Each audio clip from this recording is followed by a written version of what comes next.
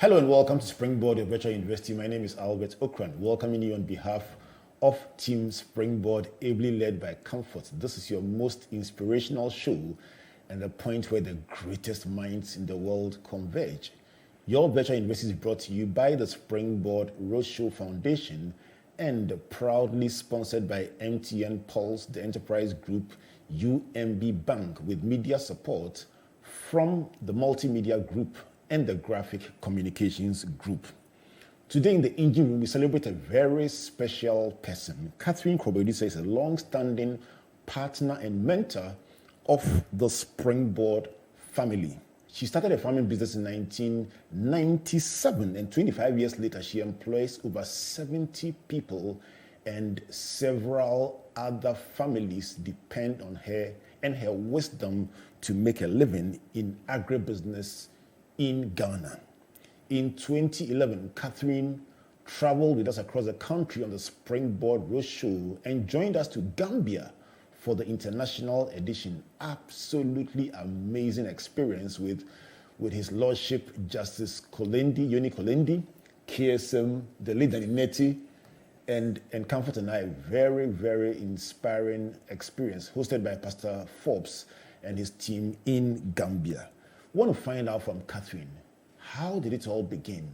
What are the exciting moments, the award-winning moments, and of course the pain, the tears, and the disappointment she's encountered in this incredible journey building Eden Tree Limited as an agri-business company? And the big question, how can young people, especially young women, venture into agribusiness and make it big like she's done? Catherine, good to see you.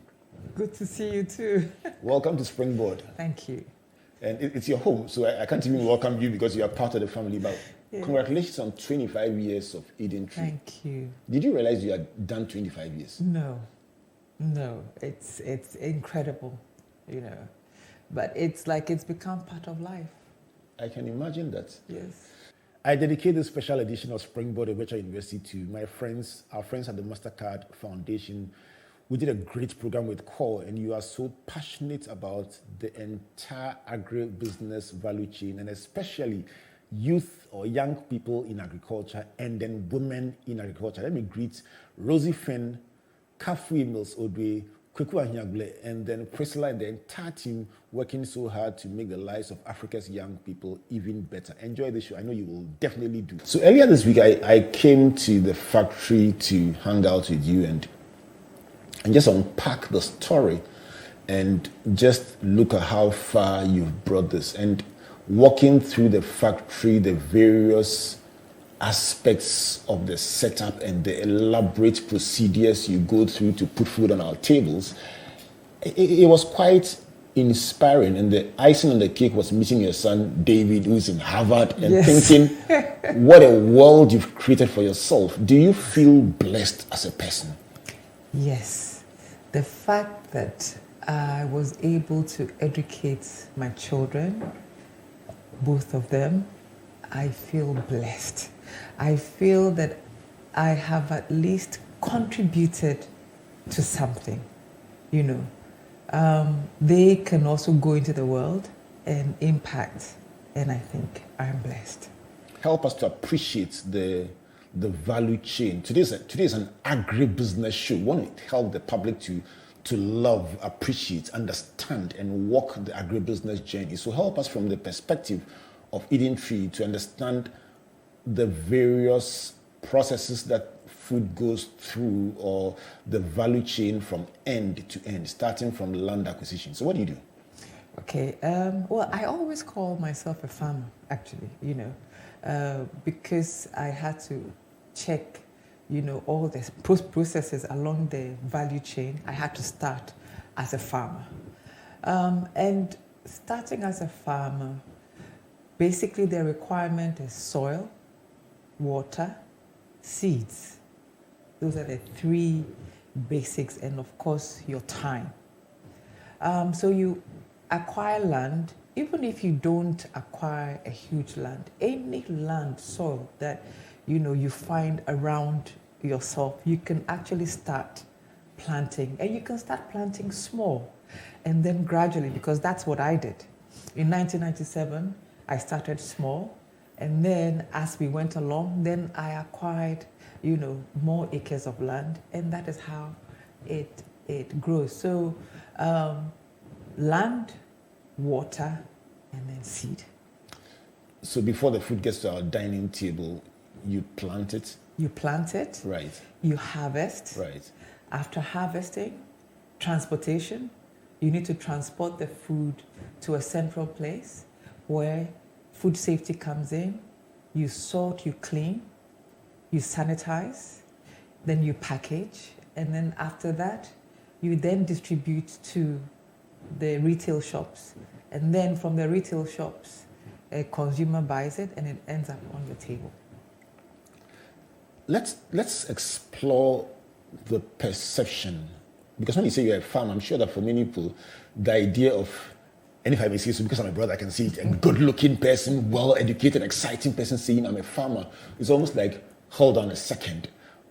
Let's explore the cultural perception that farming is a male-dominated subsistence, boring, unattractive thing. Can you help us to appreciate the idea of women in farming? I'll start by putting a question back to you. Why can't I be a farmer? Why does my look has anything to do with farming? I don't understand the perception, okay? Why, first of all, farming is supposed to be someone who is not educated, okay? Someone who doesn't have any other options in life, That's what a farmer is, but that's wrong. Farmers are very important. When you're in your office as a banker, you need to eat. When you're a doctor, you need to eat.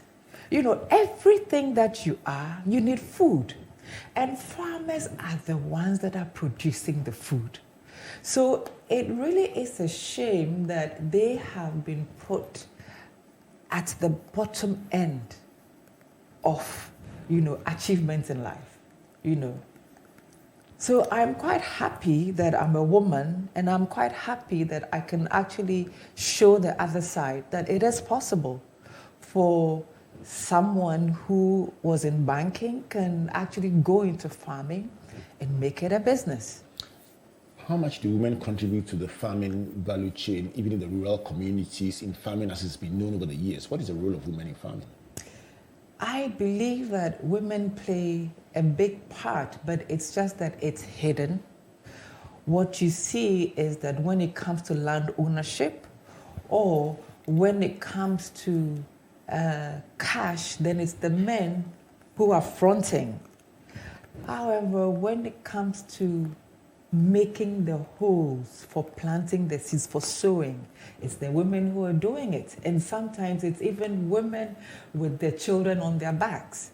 When it comes to harvesting, it's the women who are doing it. When it comes to trading, taking the produce to the market to trade, it's the women who are doing it. So women play a large role, but it's just that it's hidden. Help us to appreciate your transition into farming. You mentioned that you started as a banker. How did you go into farming? I went into farming out of a need because I got divorced. My marriage ended. And I had two beautiful children. And I prayed to God to help me raise the children. So by doing that, I had an open mind. So I said, God, what do I do?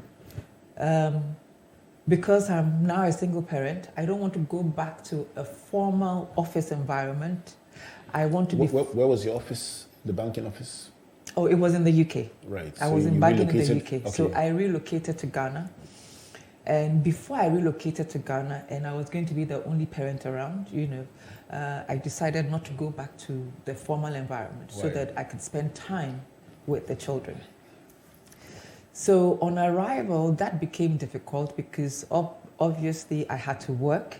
I had to feed the children. So that's where my faith kicked in, and I prayed that God should give me what to do, that I can be around the children at the same time. And lo and behold, one thing led to another. I had no idea. I didn't have any experience when it comes to agriculture.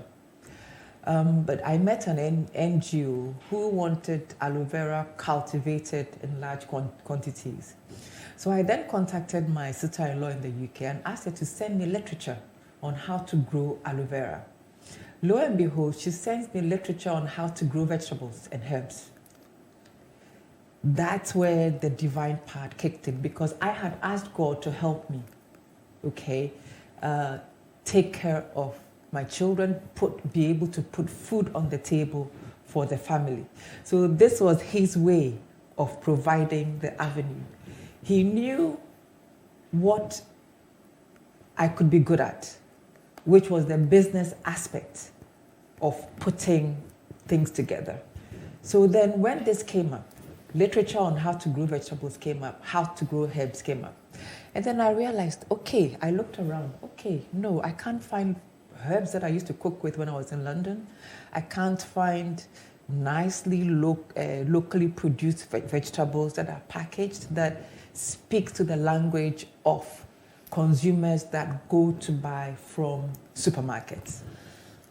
Help me understand. So it's quite an interesting story. So you're talking about a request to supply aloe vera in large quantities, and it was not your gig. I mean, you knew nothing about it, so you request for literature. Yes. Almost like going to Google and say, how do you find aloe vera in large quantities in Ghana? Exactly. Because, and the friend, yes. The friend sends you not aloe vera, but how to plant. Yes, that's my sister-in-law. Yes. May the Lord bless you. What's her name? Jackie. Jackie, may the Lord bless you wherever you are. You are feeding several families by your obedience to the Spirit of God. But so you got literature about how to plant herbs and vegetables. Yes, by accident, because that was not what I requested for. When you say herbs, yes, for the benefit of our listeners and viewers who are seeing, like what? Culinary herbs. Okay. These are herbs for cooking. You use it to flavor your foods, and they are actually wonderful. They are better than maybe things that are not good for you, because this is natural. So give it some of the names. Like... So basil. Okay. There's basil, there's parsley, there's dill, there's coriander, there's sage, there's fennel. And there was a demand for all this in Ghana. Yes. You didn't know already? I did not know there was a demand. I started before I realized that there was a demand. So you planted them I by planted faith or what? them, yes, by faith. So the literature came. I then realized that, and I used to cook with the herbs when I was in London. Right. I then realized that I can't find any around. So then I planted just to see whether they'll survive. And I remember that I did ask, and I think most people said, nah, it's not going to work. But then something in me said, no, try. So I tried, and they did beautifully. So you mentioned going into this with an open mind. I mean, banking, and with all due respect, when I was, in those days in the 90s, even saying we were going into entrepreneurship was itself seen as demeaning for somebody who had gone to university, was doing something on Wall Street, High Street, and so on, or in the banking sector. But going into farming was even more, would most likely be even more denigrated, for lack of a better word. Exactly. And you mentioned going into it with an open mind. Tell us about it. What do you mean by an open mind? What I mean by an open mind is, I remember that my colleagues in banking, when I told them that I was farming, I was planting, they laughed at me and asked me, are you crazy? And I've come to realize that sometimes when you think about things that you feel are lower standards, those things, if done well, can actually turn out to be even better than what people think is better. Because in my view, I feel that I have moved further up in life than I would have if I had remained in banking. Wow. Okay, because I was in someone else's country, I was not in mine. There's just the ceiling that you can't go beyond. But here I am, I have come, there's a need. I have started a business, I have sort of helped with actually giving employment to some of my fellow Ghanaians, I have made an impact. You have. And you've won several awards and recognition. Exactly. And So you seem fulfilled. For me, that gives me joy than remaining in banking. Let's explore the next generation, because if you're talking about 25 years ago, we've made progress. Now, in those days, we would travel around the country, and on the Springboard, we should talk about entrepreneurship, and people look at you like, huh? Now it's commonplace. You find young people doing deliveries, selling food, doing horticulture, doing exciting stuff, and doing it with pride. How can we get young people to see agribusiness, the whole value chain, as exciting, as viable, as the way to go in terms of employment, as we seek to solve Africa's unemployment problem? Okay, first of all, my advice to the young generation is that realize that the formal sector, it's getting crowded. Okay, there's no room. How many of us can work in banks? How many of us can work in the ministries? However, there's this huge area, which is food. Everybody needs to eat food. Okay, so when you decide to become an entrepreneur, what you must do, or what you must tell yourself, is that whatever it is that I'm going to do, I'm going to do it so that I can make money out of it. I'm going to solve a problem. What is the solution that I can bring to the problem? Because that is where I will earn an income, and generate funds. There's no competition, but it's just that you have to be willing to set your mind to it. It's not easy. Nothing is easy, but the opportunities are there. We do get foreigners coming in, and they tell us, if they look in our gutters, we have gold, we have opportunities lying there, but we don't see it. Why? Let's take, for example, one of the people that I really admire is Zoom Lion. He must have started small. And I'm sure, just like I did, when I decided to become a farmer, people will laugh. I'm sure people, they have laughed when they realize that, okay, he's going into waste. I'll say it, in another way, collecting bola. You won't think much of it, but look at him today. Look at his company today. So that's my advice. Open your mind, okay?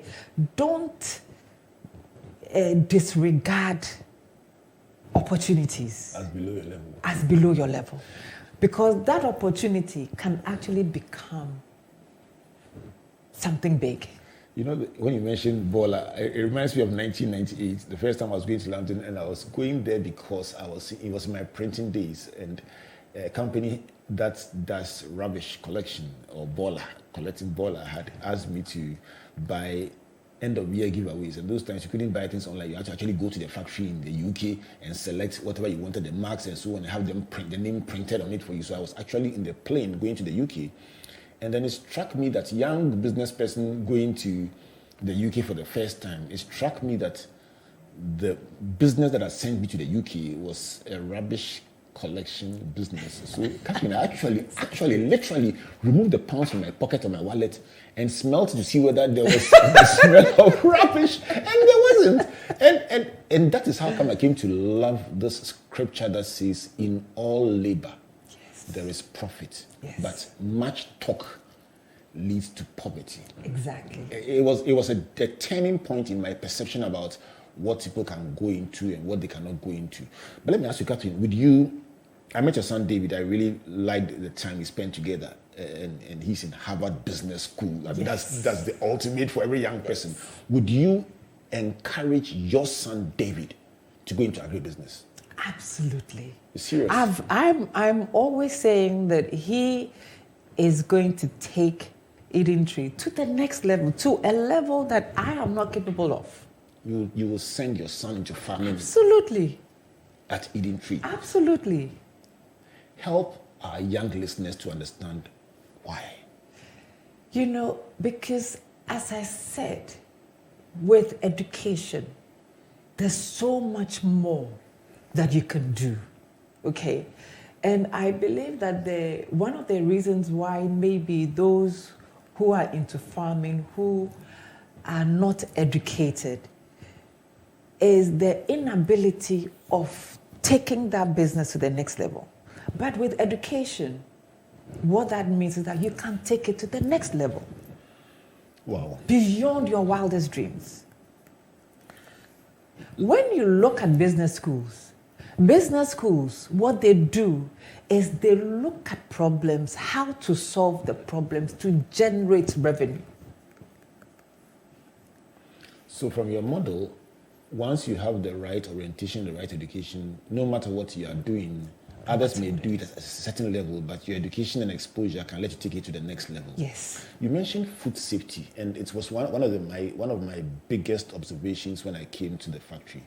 I went to the sorting end, and I was like, I didn't know wasting this thing. I mean, the amount of the meticulous process of cutting out what the lady, I didn't ask her name, but the lady thought she was so focused, cutting out everything that she thought was not good, just to make sure she separates only that which makes a certain grade. So I asked the quality assurance manager, what's her name? Kunedu, who took me around. I was asking Kunedu, are they not wasting this? She says, the standard is non-negotiable. Why are you so big on food safety and quality assurance? Why is this such a big thing for you with a whole dedicated quality assurance manager? Because I promised myself that what I give to our customers is something that I can eat myself. And I want to eat safe food. I want to give my children safe food. So if that is what I want to do, why do I do less? But it comes at cost, doesn't it? Yes, it comes at a cost. But the cost is worth it because you're doing the right thing. You're not cutting corners. And like I said, if we had decided to cut corners, well, we would probably be rich by now. Because food safety, following the procedures, is actually quite costly.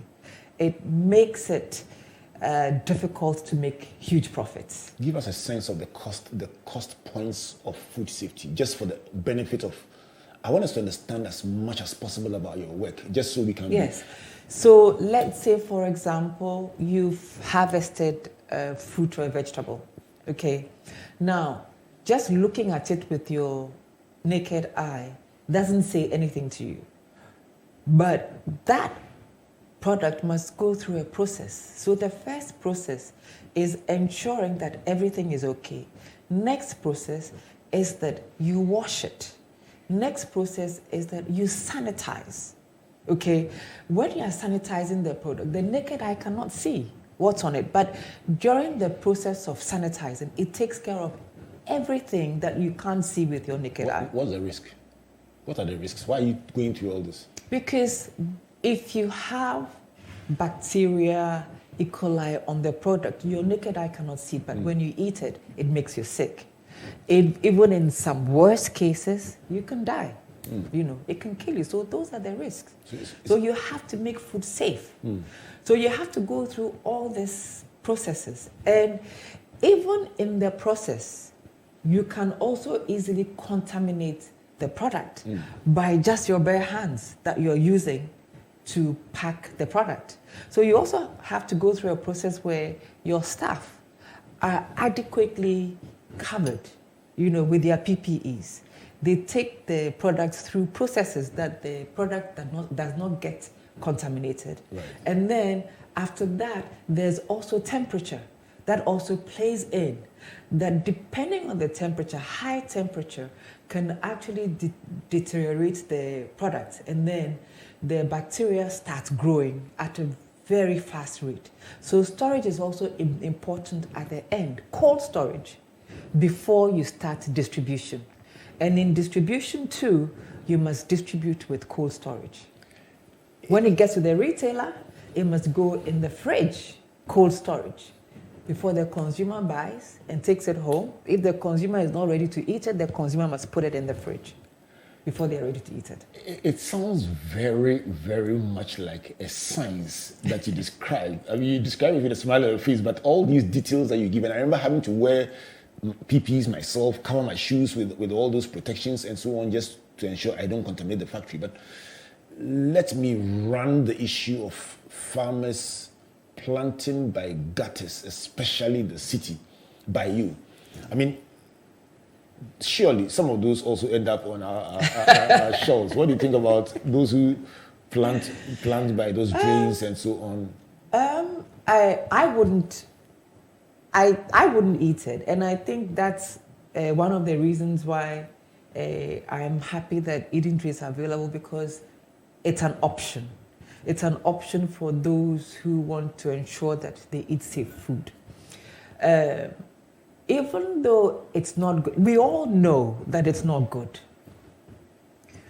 On the other hand, too, they are not provided with solutions. There's no other solution for them. So when you think about it, what are they supposed to do? Yes, we have actually gone round, we give talks, we give advice, and they listen, they hear, they know. But what are their options? There's no option. You don't have a well, you don't have access to clean water, but then you have to work, you have to feed your family, and you have land. And what is next to the land is wastewater. But not good water. Not good water. As a champion of food safety, you see what they are doing is not ideal, but as a mother and also as an entrepreneur, you say, well, listen, that's the only way that they can feed themselves. So let's find out, can we create more opportunities for these people to do it in a better way? And by the way, can we reorient the way agric is taught in schools? Let me bring you a special message from UMB as it celebrates 50 years. They say all great countries are built on the back of entrepreneurs who are inspired and motivated to take risks and turn their startups into thriving corporations like Eden Tree. And they say that this is the passion of Springboard to inspire and fire up young generations of Ghanaians to go into profitable enterprise. In this, we are proud to be associated with the Ghanaian Bank, famous for growing SMEs and startups since 1972. As UMB celebrates its Golden Jubilee, it reminds Ghana that they are committed to excel at the business of banking and growing startups and SMEs. So that's where to go if you are a startup and an SME. Contact the bank today and let them help you to rise to the commanding heights of the economy. UMB brings a uniquely Ghanaian perspective to banking since 1972. So that is the message from UMB Bank. We'll go for a brief break. When we come back, my guest for today, Catherine Krobo Edusei, telling us the story of Eden Tree and exciting us about agric and agribusiness in Ghana and by extension Africa. It's a beautiful story of 25 years of learning, of growth, and of excellence. Please don't go away. In a world where you can be anything, who will you become? When you can go anywhere and never be alone, how far will you go? When your voice can reach every ear in the world, who will you inspire? When your money can travel faster and further, who will it reach? When you can tell a story in every language, which one will you tell? When you don't need permission to turn your dreams into reality, you go for it. Whatever it is, wherever it is, go. And when you think you've reached your limit, we'll keep you going. Let's go.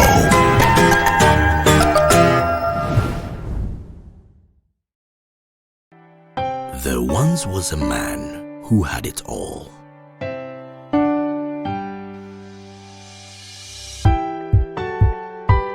He had skill, he had charisma.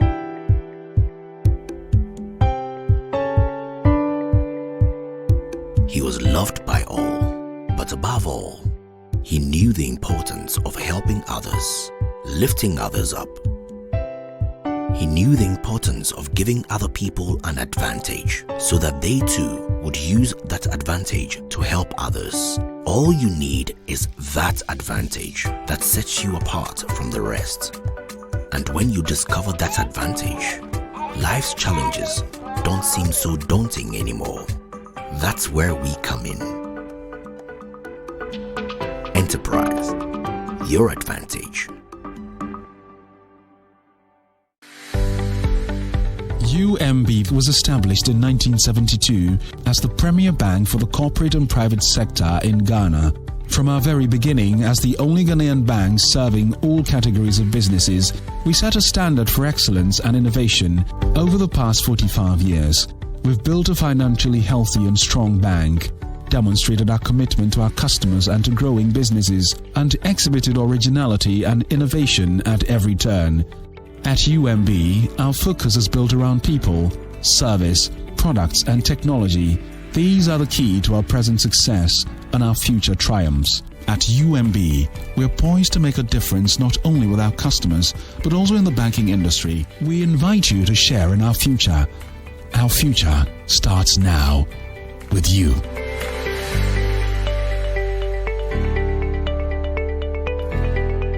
Welcome back to Springboard, a virtual university brought to you by the Springboard Roadshow Foundation in partnership with our friends at the Multimedia Group and the Graphic Communications Group and our sponsors, MTN Pulse, the Enterprise Group, and UMB Bank.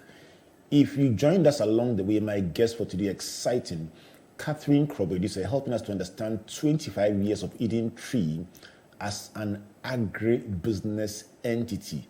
We are exploring how young people can go into agribusiness and find it an exciting employment opportunity and a viable way to express their God-given talents. Catherine has been speaking about cultural perceptions and helping us to appreciate that women are at the very center of agric in terms of the planting, the harvesting, and the trade in farm produce. She says men handle the two ends of the value chain, the land acquisition and the collecting of the cash, but the real action has the woman. She says opportunity. She says as a banker relocating from the UK, she saw an opportunity when she was asked to supply aloe vera in large quantities, and she ended up planting vegetables and herbs. She mentioned very, very nice names like basil, parsley, dill, coriander, and fennel. Charlie, what are the Ghanaian names of any of them? Like let's say basil. Basil is akukobesa. So for those of you who don't know, the very local ones like me, please, it's akukobesa. Akukobesa, that is the name of the basil. Okay. She says she went into business in farming with an open mind, not seeing farming as below her level. And it was funny to those who saw it or heard her say she's a farmer instead of a banker. But she had a last laugh because she was able to go further in life than she would have in her banking because she applied herself in her work. The fourth principle is about farming as a business. She says farming can be profitable and lucrative if it is well done, and food is indispensable.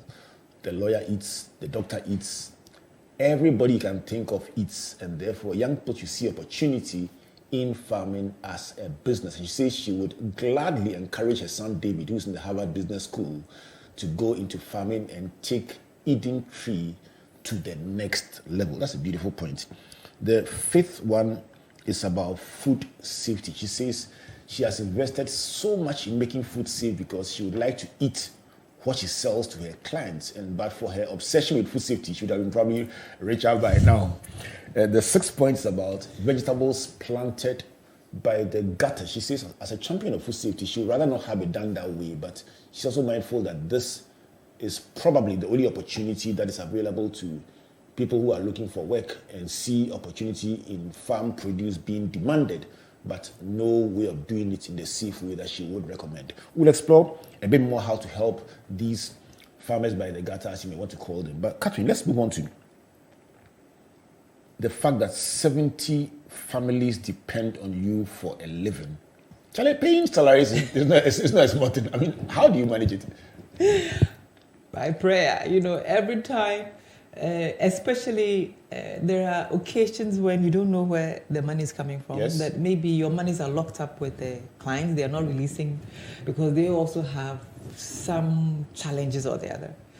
I just get down on my knees and I pray. I said, Lord, we have to pay salaries. And I'm thankful that for 25 years, we've paid salaries every month. Sometimes it's a little late, but then there's no month that we haven't paid. Is entrepreneurship difficult? It is very difficult. You must be strong. You must have the mindset of not giving up. Otherwise, you may decide to fall off as you go along. Do you find that people sometimes enjoy looking at the car you drive, the size of your factory, and the awards you win, and say, "Charlie, it's cool for you"? You say, "If you knew what I know, you wouldn't say that." Exactly. For example, at the moment things are tough. So even with your employees working with you, you find that they sometimes don't understand to a full extent. Right now, everything is difficult. Prices are going up. So I received a letter from my employees, a petition that they want their salaries increased and their TNT allowances increased. So I decided that, okay, everyone is going through hardships, including the company. So I'm going to get them, middle management, come up with a proposal. Where is it going to come from? So if you can tell me where it's going to come from, then cool. So I throw it back to them, because in the middle of hardships, things are tight. Everybody's tight. Be consoled by the fact that in the same week in which you got that petition, a number of CEOs report the same petition. And it's understandable with the kinds of rises in fuel prices, partly occasioned by the situation in Ukraine, Russia, and all that, and events that have nothing to do with your staff who says, listen, but I'm still buying fuel at this price, which is far higher than the price I used to buy a week ago. These are serious conversations. Exactly. But let's take with the issue of responsibility.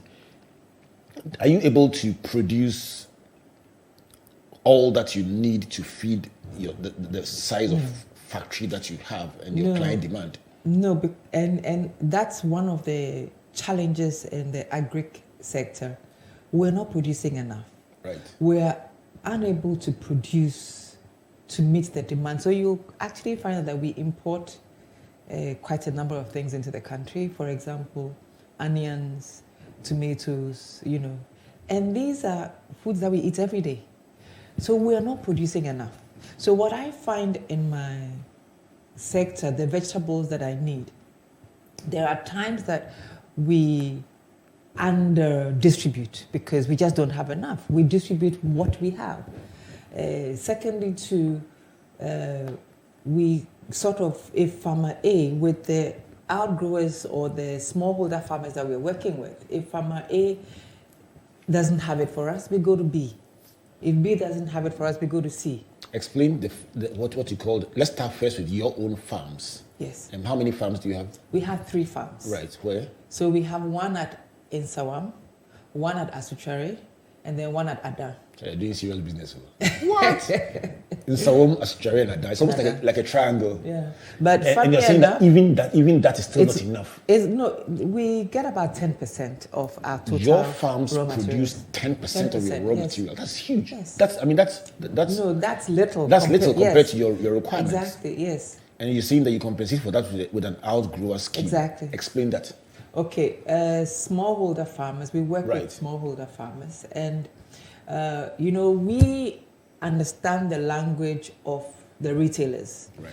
And you find that smallholder farmers don't understand that language. All they want to do, all they are interested in is to produce. Right. Okay. So then we go take it off them, and then we convert it into the language that the retailers understand. So we sometimes support the smallholder farmers with soft loans, and then when their produce is ready, we deduct the soft loans from the produce.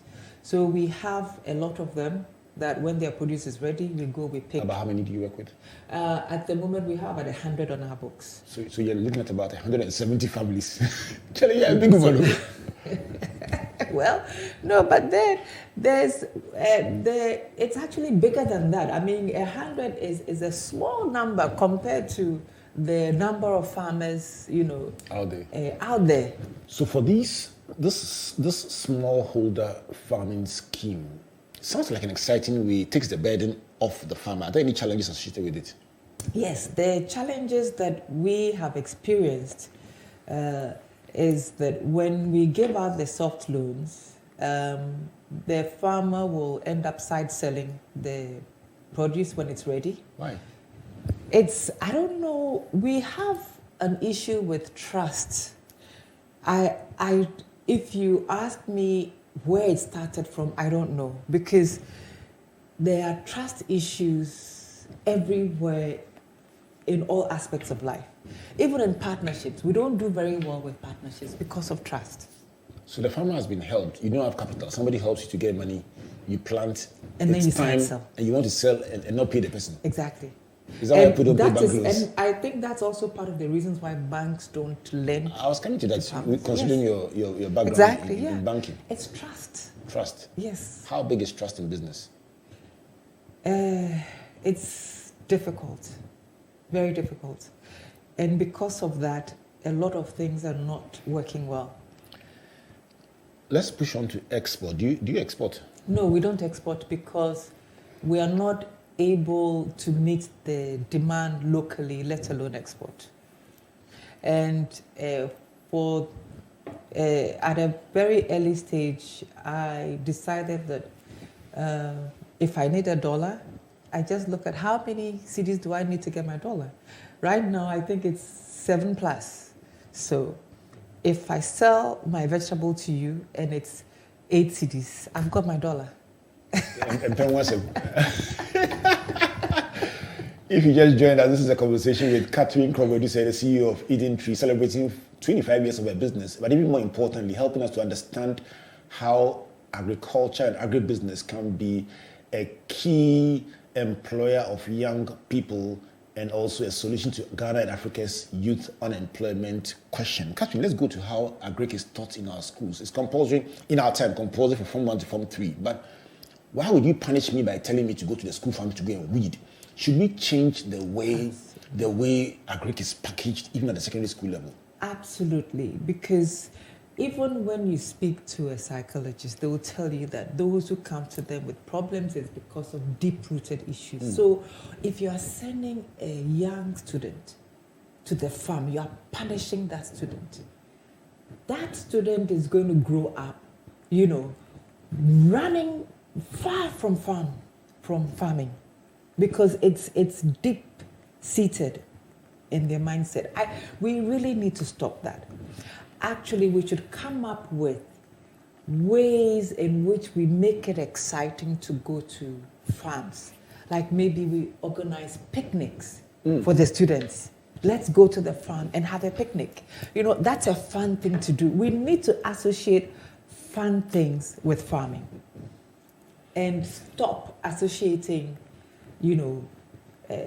terrible things with farming, punishments with farming. So you're saying that from the psychological point of view, anything that gave you pain in your childhood, you grew up with an innate dislike for it. Absolutely. So create fun-filled things like picnics in the farm. Yes. That sounds exciting. Yes. Right? Yes, and it can be done. It sounds very, very plausible. Yes. Yeah, picnic in the farm. Yes. I have a friend who's doing some very exciting things with farming, and it involves tourism, it involves... it's so exciting that I think it's unprecedented, but it just shows how long the value chain can be if we take off our old shackles and say agribusiness is life. Absolutely. So you're saying that we should change the way we teach it in schools and make it much more fun. Yes, we should make it fun. We should. What about content, the curriculum? Yes, the content too is a bit archaic, is old methods, so the content, the technology, the ideas all needs to change. It needs to become modern. Okay. Agric cannot be exciting to someone who has gone to school, finished university, and then is going to use hoe and cutlass to farm. I mean, it just doesn't sink. Let's talk about the imagery. You mentioned hoe and cutlass, and if you Google the farmer right now, I am sure that you will never see a picture of a high-tech farm leveraging technology. You are likely to see a poor person with tattered clothes wielding a cutlass and a hoe and looking unsure of themselves. How important is imagery in communication, especially when it comes to farming? That's the way in which we can get the next generation to go into farming. If we work on the imagery, we need to make farming sexy. I like that. Say it again. I love that word. I love the way you describe it. We need to do what? We need to make farming sexy. What is sexy farming? Sexy farming is, high-tech, modern equipment, you have your monitors, irrigation is set, everything works like clockwork. That's sexy. And that's what you want David to come and do at Eden Tree. Absolutely, yes. Sexy farming. Yes. Charlie, I've learned something. I'm telling you, look, if you've never learned anything, if you haven't learned anything in the past about farming and about agribusiness and from Catherine, please, the new one is sexy farming. I tell you something, but I like your passion. Can you imagine you go to a farm and you see this young lady on a heavy-duty tractor, plowing?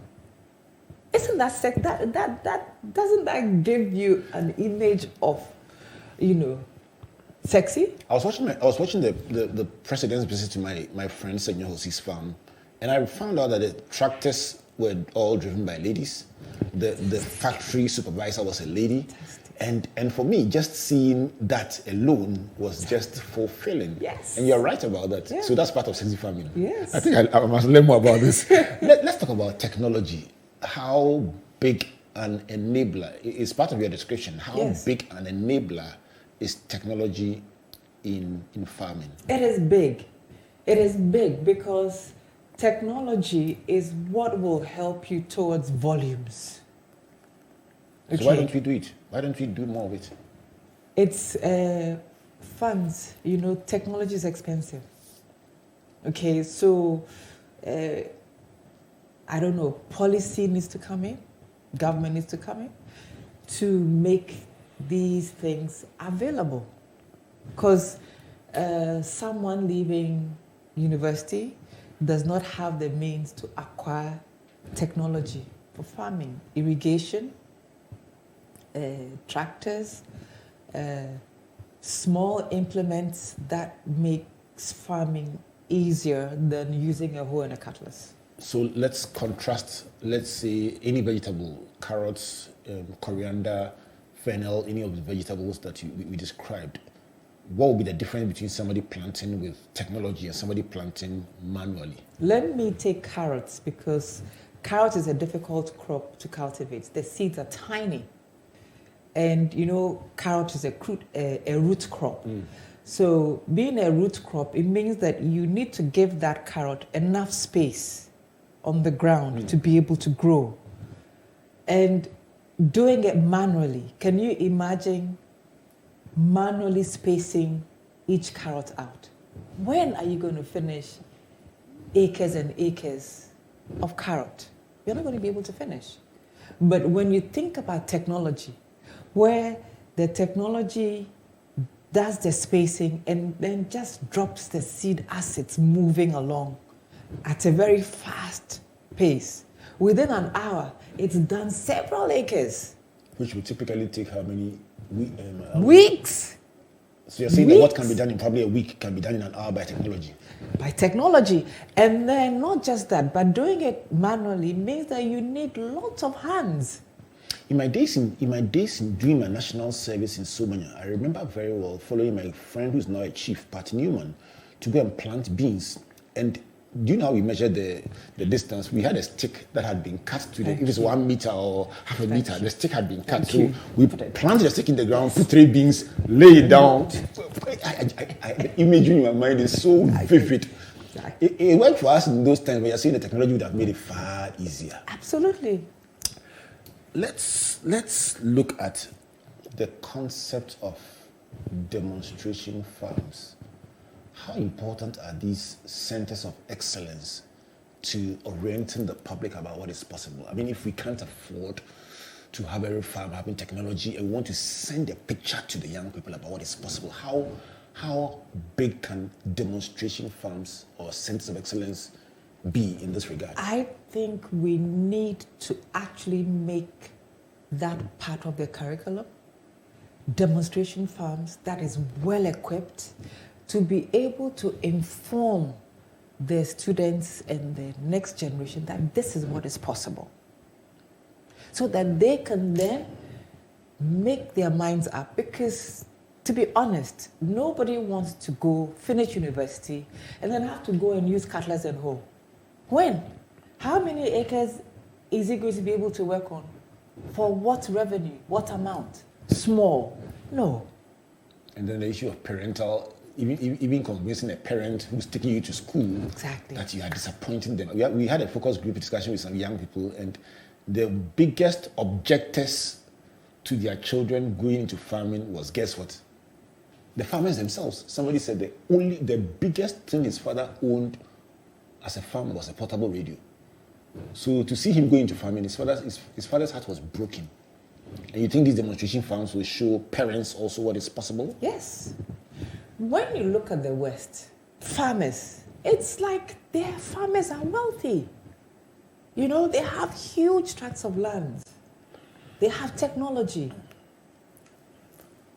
Let's talk about post-harvest losses. In our focus group discussion, two people, one experienced farmer and then one startup farmer, mentioned that as a result of not being adequately informed, they planted all right, but when the crops came, it was just a lot in their hands, and now they didn't know what to do with it, and they had a glut. And we hear of Afram plains, things getting rotten, and in another part of the country, people are broke and hungry. How critical is the issue of post-harvest You losses? need to do your research. You know, we are in the perishable industry. These are perishables.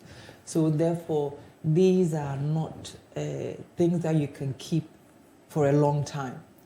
Do your research, whereby, first of all, what do you plant? The soil that you're going to plant, what works well? When smallholder farmers come to me for advice on what to plant for us, my advice to them is that stagger your planting, okay? Because what we need is we need your produce on a weekly basis, you know, for 365 days a year. We don't need everything in 1 week. So stagger your planting. That way you have your consistent revenue coming in. When you plant everything at the same time and you don't have the market, surely some of that produce is going to go bad.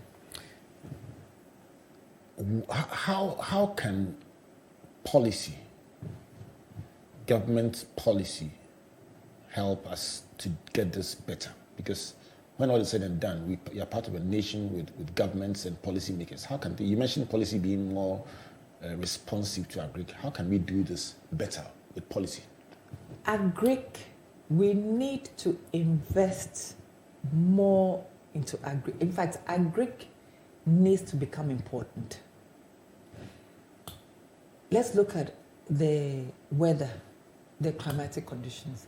Things are getting worse. It's drier and getting drier and getting drier. Every year we have rains, and then we hear horror stories of certain areas getting flooded. And then at the end of the day, all the rainwater goes back into the sea. How do we create dams, okay, dugouts, that we can trap the rainwater? Are there models we can learn from? Yes. When I started eating tree, I used to go to Togo because at that time we didn't have enough carrots in Ghana. And when I went, it was, you know, the government had organized a huge parcel of land and then divided it up for various farmers. They were all planting carrot. So everyone has their portion, okay? And then everyone has a well and a pumping machine. So everyone had access to water. And they were planting carrots. And small Togo as it was able to feed Ghana and other parts of the countries with carrots. But you see, the policy there worked. When you go to Burkina Faso, they have lots of dams, small dams, under the road, any areas, you have lots of dams. That helps because water is key. But here we have huge dams at certain areas. So it means that those are the only areas that people may have access to water. But if we can have... It's almost like decentralization of dams is what you're asking for. Yes. Interesting. What if you had a year of a policymaker in Ghana? Let's give me a low-hanging fruit. Give me one thing that you would like to see them do. They are listening. Yes. So, for example, the farmers by the roadsides that are using water that are not good, like I said, they need jobs. They need an income to take care of their families. Let us look at how do we make it better for them. We can't point fingers at them. Okay, they don't have any option. Right. What can we do? Can we look at digging wells for them? Right. Okay, providing them with clean water to use. Trap rainwater instead of all the rainwater going back into the sea. Can Agric be the solution to Ghana's unemployment problem? Can Africa look to Agric once again and solve the problem of youth unemployment and create wealth for our country and continent? If COVID has not taught us anything at all, we should realize that Africa can become the breadbasket for the world. Okay, because we have arable lands in Africa. And it will get to a point where the West will need more and more and more food. And food will come from Africa. But we need to invest in agriculture today for tomorrow. We need to invest in Agric today for tomorrow. Yes. I'm going to come to you for your closing thoughts, Catherine, but let me tell you what I've been learning from you in the past in this conversation about 25 years of Eating Tree and agribusiness as the solution for Africa. You've spoken about cultural perceptions and said women are actually at the center of Agric and and it is not out of their space to excel or do business in Agric. You've also talked about opportunity that you, as a banker relocating to Ghana, you prayed to God, and that's a very big point. You prayed to God for direction about how to earn a living outside the formal sector, and by default ended up being in Agric because you saw an opportunity with aloe vera and took it and planted seeds and herbs and vegetables. The third point is about having an open mind. I love that one. You say you didn't see farming as below your level. You saw it as opportunity that you could take advantage of, and you think that even though it sounded funny when you said you were a farmer, I like the way you don't even say you are in agribusiness. Say I'm a farmer. Yes. It's almost like you want to rub it in for those who think it is not good enough for you, and you say you think you've taken your life further than you would have if you had remained in your financial services sector. The fourth point is about farming as a business. You see, it can be profitable and viable if it is done well, and food is indispensable. And you added that you would actually encourage your son David, who's in Harvard Business School, to go into farming or agribusiness and take Eating Tree to the next level.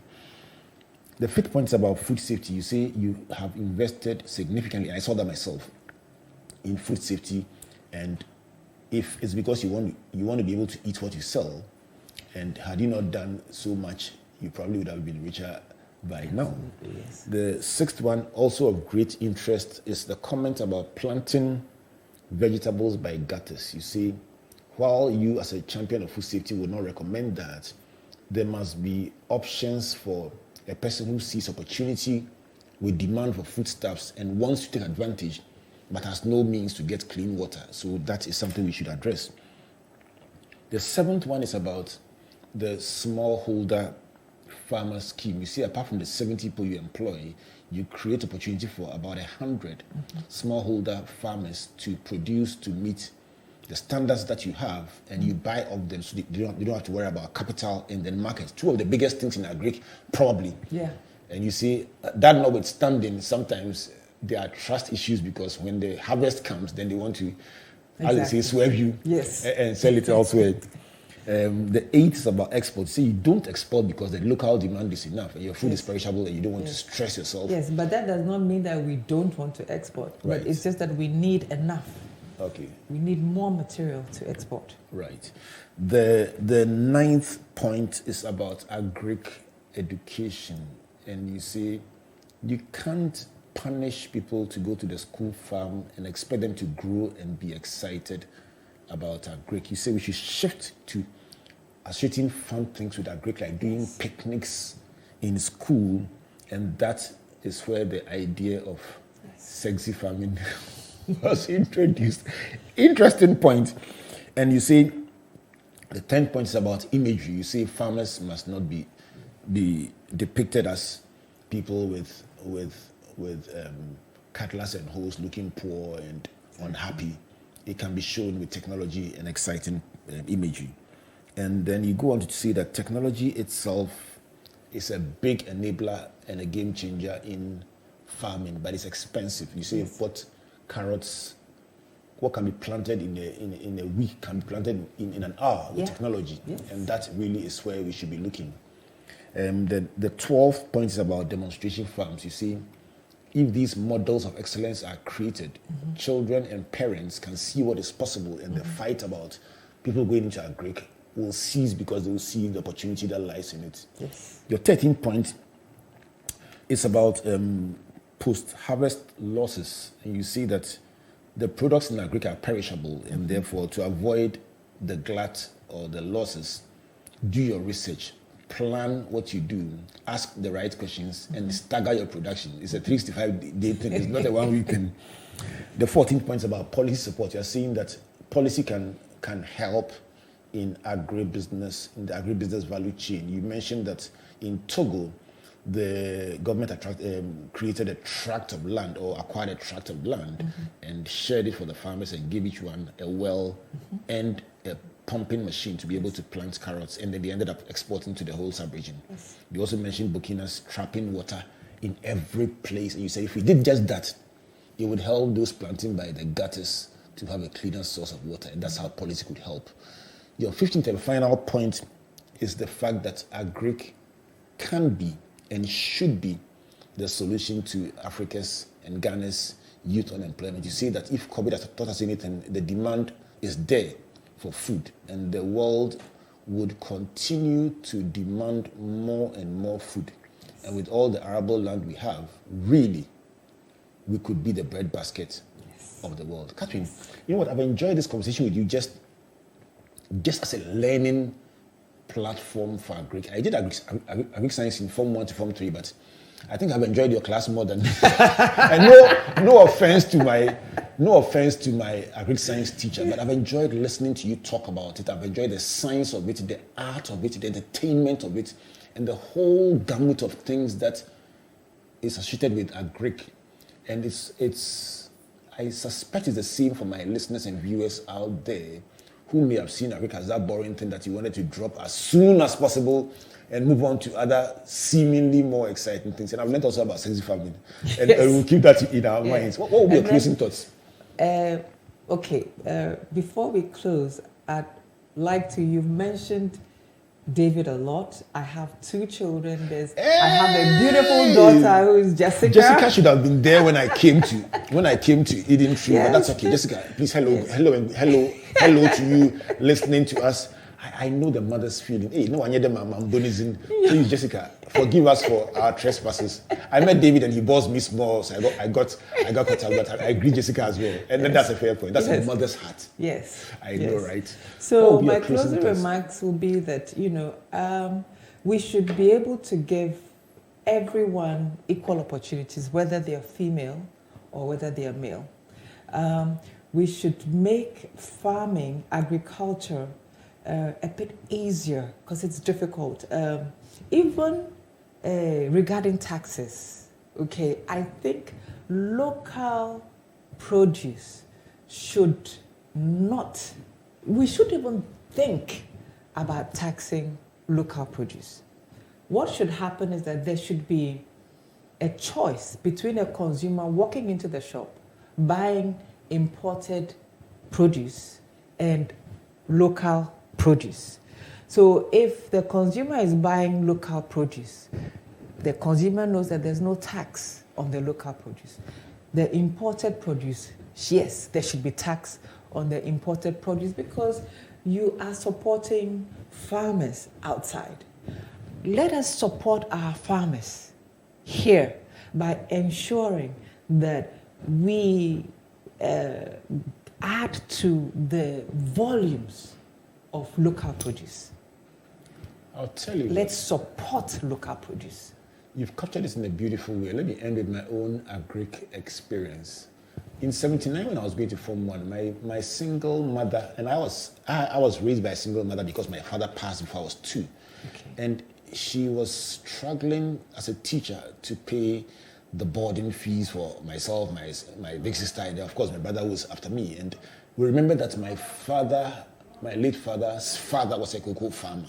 So we filled for the CMB scholarship and got a boarding school scholarship throughout my stay in Franceville School. Amen. So I love that. Amen. So on this platform today, I want to say a big thank you to all farmers. Yes. All cocoa farmers and farmers in every aspect of the value chain, because if nothing, at least they educated me at no cost to be able to sit here today. So a big thank you to you, Catherine, for being with us and for being such a big part of Springboard. You're welcome. And of course, traveling with us to Gambia in 2011 and going to Ghana Village and finding out that even there they knew us and they knew about Springboard. That was quite a special experience. Yes. Good evening to you. His Lordship Justice Yoni Kolindi, good evening to you, KSM, and we celebrate the memory of our brother, the Neti.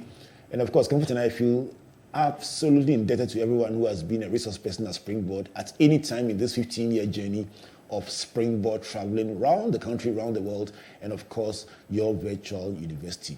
So, on behalf of Team Springboard led by Comfort, I want to say a big thank you to you all for listening today and enjoying the experience with Catherine, Krobo Edusei, and Eden Tree, celebrating 25 years of excellence.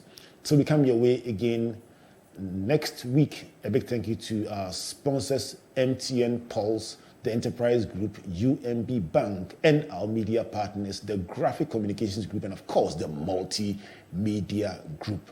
Let's do this again. My name is Albert Ocran, saying God bless you, and God bless you.